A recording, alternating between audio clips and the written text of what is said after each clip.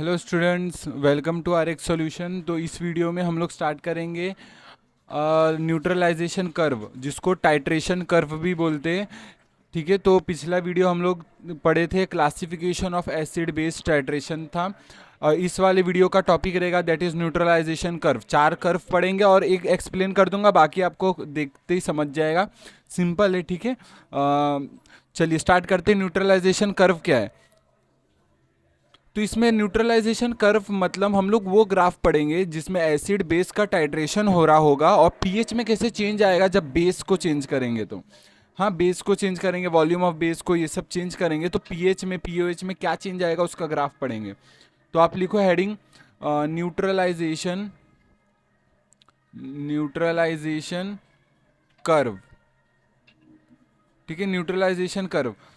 तो neutralization curve क्या होता है? इसमें क्या होता है, जब एसिड बेस टाइट्रेशन हम लोग कर रहे होते हैं, जब एसिड न्यूट्रलाइज होता है बेस से, तब क्या होता है, जो पीएच में जितना भी चेंज आता है भाई, जब समझो यहाँ पर ये ब्यूरेट है, ठीक है, और ये कोनिकल फ्लाक्स है, और मान लिया इसमें एसिड रखा है, ये क्या है, एसिड, और मान लिया इधर बेस रखा है, ये बेस।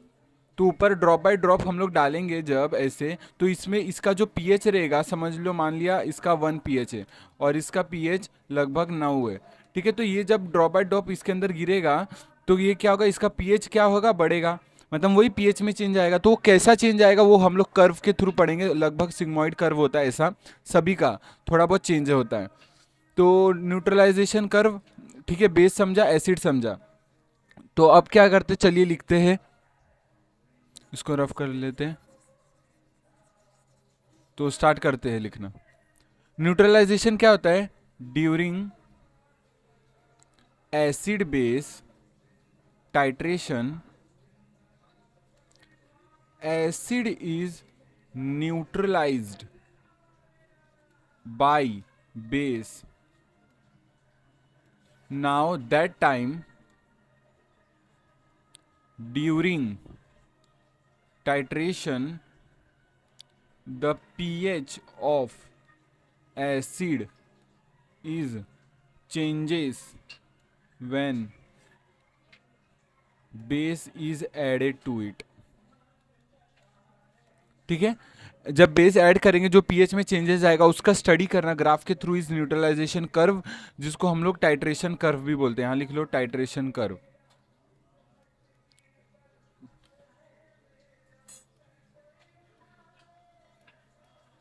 टाइट्रेशन कर्व,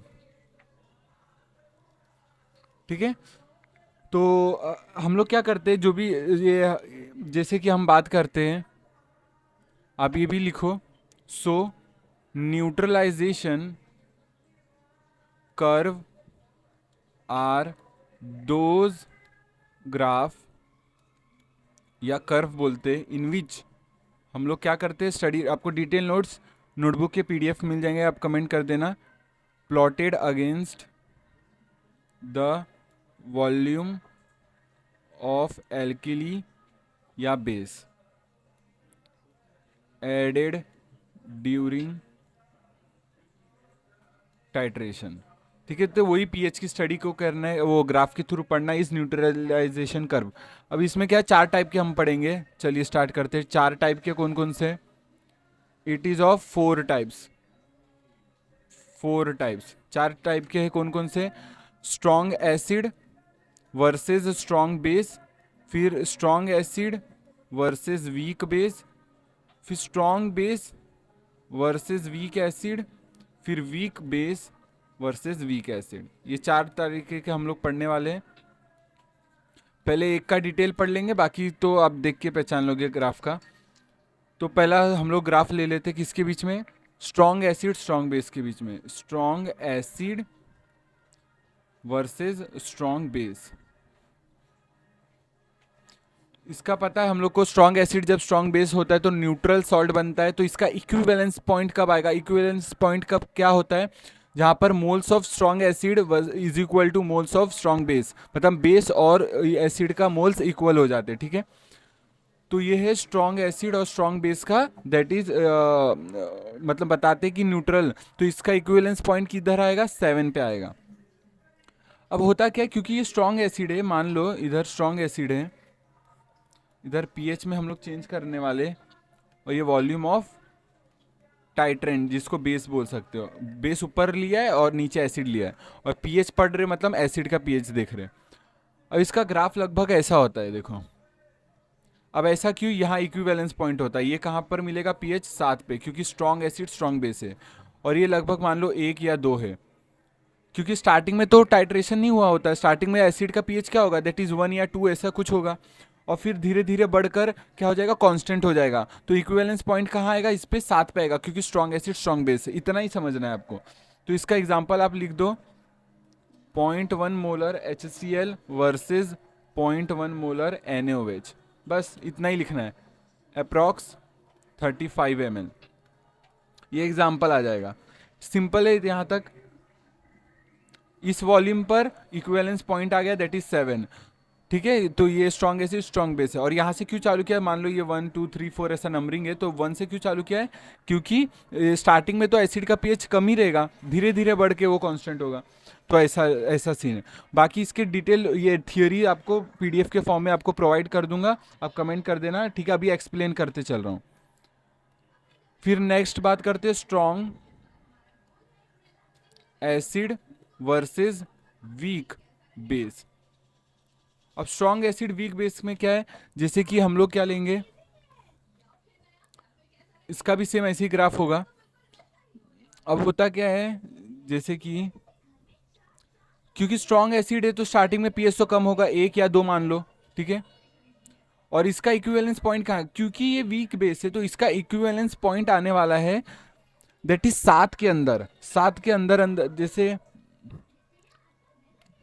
देखो सुनो, इसका 7 के अंदर अंदर इक्विवेलेंस पॉइंट आ जाएगा, लेस देन 7 पे इक्विवेलेंस पॉइंट, इसका इक्विवेलेंस इधर लिख लो इक्विवेलेंस पॉइंट, और इसका कहाँ पर होगा, पीएच, दैट इज 7 से कम में ही आ जाएगा, उधर 7 था इधर 7 से कम, इधर हम पीएच देख रहे हैं, वॉल्यूम ऑफ टाइट्रेंट, ठीक है। तो ये इक्विवेलेंस पॉइंट आ जाएगा। तो इसका एग्जांपल में आप लिखो 0.1 molar HCl versus 0.1 molar NaOH, approx 30 ml, ठीक है। यहां तक क्लियर है। अब बात करते हैं तीसरे की, weak acid versus weak strong base. अब स्ट्रॉन्ग बेस के साथ कर रहे हैं, वीक एसिड है, इसका मतलब जो भी ग्राफ है वीक एसिड है, ठीक है। तो इसका मतलब यहाँ पर वीक है तो इसका लगभग कितना, 4 5 6 तक रहेगा, 4 5 रहेगा, मान लिया 4 है 5 6 ऐसे नंबरिंग है। और इसका जो इक्विवेलेंस पॉइंट कहाँ पर आएगा, क्योंकि स्ट्रॉन्ग बेस है तो इसका इक्विवेलेंस पॉइंट आएगा ग्रेटर देन 7 से, ग्रेटर देन 7 से। तो इक्विवेलेंस पॉइंट पीएच क्या आएगा, ग्रेटर देन 7 आ जाएगा, ठीक है। तो यहाँ पर अगेन पीएच देख रहे, इधर वॉल्यूम देख रहे, ऑफ टाइट्रेंट, ठीक है, ऑफ टाइट्रेंट। अभी समझते चलो, तो इक्विवेलेंस पॉइंट आ गया। तो इतना है, सिंपल सी बात है। इसका एग्जांपल अगर लिखोगे तो क्या आएगा, 0.1 मोलर COOH, ये क्या होता है, week acid versus 0.1 molar NH4OH, ठीक है। ये क्या होता है, स्ट्रॉन्ग बेस, नहीं NH4OH वीक बेस होता है, इधर हम लोग लेंगे NO, ये दैट इज, रुको रफ कर लो, यहाँ लेंगे हम लोग NaOH, क्योंकि स्ट्रॉन्ग लेना है ना इसलिए NaOH आ जाएगा, NaOH, ठीक है। एग्जाम्पल आप बना के भी लिख सकते हो। फिर क्या होगा, चौथा चौथा ग्राफ लास्ट वाला पढ़ लेते, that is weak acid versus weak base. अब दोनों ही वीक है तो क्या इक्विवेलेंस पॉइंट कब आएगा, 7 पे ही आएगा, सिंपल है। अब दोनों ही वीक है तो यहाँ से क्या 4 5 से चालू होगा, और इसका इक्विवेलेंस पॉइंट ये मान लो, ये क्या इक्विवेलेंस पॉइंट, इसका पीएच कितना आएगा, लगभग 7 पे आ जाएगा इक्विवेलेंस पॉइंट, ठीक है। तो इसका एग्जांपल मैं बात करूं, अगेन इधर पीएच होगा, इधर वॉल्यूम होगा, इधर नंबरिंग है लाइन से, ठीक है, इधर वॉल्यूम है। इसका एग्जांपल लिख लोगे CH3COOH का 0.1 molar versus 0.1 molar NaOH, approx 30 ml। तो ठीक है, इतना है। तो वीक एसिड वीक बेस का भी पढ़ लिया, ठीक है। तो ये 4 ग्राफ थे लगभग, रिवाइज कर लेते हैं। तो इसमें क्या बेसिकली हम लोग न्यूट्रलाइजेशन कर्व क्या होता है वही मतलब हम लोग जब बेस से टाइट्रेशन कर रहे हैं एसिड के साथ जब कर रहे थे तो पीएच में तो चेंज आएगा, क्योंकि बेस का पीएच ज़्यादा होता है एसिड का पीएच कम होता है, तो पीएच में चेंज आएगा, उसी को ग्राफ में ऐसा पढ़ना हम लोग न्यूट्रलाइजेशन कर्व कहते हैं। तो पहला 4 तरीके के पढ़ेंगे, ठीक है। इसके डिटेल थियोरी पीडीएफ में मिल जाएंगी। स्ट्रॉन्ग एसिड स्ट्रॉन्ग बेस क्या होता है, जिसमें हम लोग क्या आएगा न्यूट्रल इक्विवेलेंस पॉइंट आ जाएगा 7 पर। फिर वैसे ही स्ट्रॉन्ग एसिड वीक बेस में मतलब क्या आएगा, स्ट्रॉन्ग एसिड है इसका मतलब पीएच जो न्यूट्रलाइजेशन ये इक्विवेलेंस पॉइंट का है वो 7 से कम होगा। फिर वीक एसिड स्ट्रॉन्ग बेस में 7 से ज़्यादा होगा इक्विवेलेंस पॉइंट, और वीक एसिड वीक बेस में 7 के लगभग बराबर ही होगा। एग्जाम्पल के साथ लिख दिया है, ठीक है। तो आप पूरे केमिस्ट्री में आप ये याद रखना NH4OH, ठीक है, ये होता है वीक बेस। CH3COH बहुत जगह ये मिल जाएगा, वीक एसिड होता है। और स्ट्रॉन्ग में NaOH ये स्ट्रॉन्ग बेस होता है, और HCl स्ट्रॉन्ग एसिड होता है। तो ये लगभग ये 4 है, ये इंपॉर्टेंट एग्जाम्पल आप याद ही रख लो क्योंकि बहुत जगह काम आएगा। तो thank you so much video देखने के लिए। इस वीडियो के लिए इतना एंड करते हैं। नेक्स्ट वीडियो में हम लोग ये चैप्टर 2 स्टार्ट कर देंगे, नॉन एक्वस टाइट्रेशन। चैप्टर 1 इसी के साथ एंड हो गया, ठीक है। Non aqueous titration next video में चालू करेंगे। तो thank you so much video देखने के लिए। टेक केयर, जय हिंद जय भारत, बाय। बाकी हैप्पी जन्माष्टमी सभी को, बाय।